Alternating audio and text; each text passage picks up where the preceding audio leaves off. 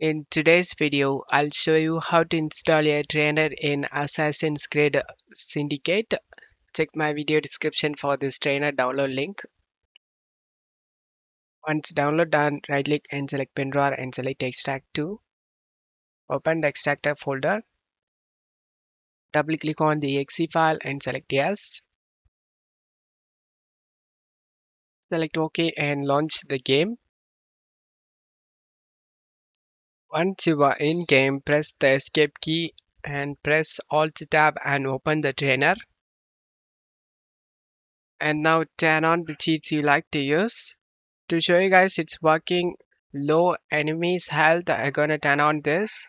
Just select the cheat to activate and get back to the game.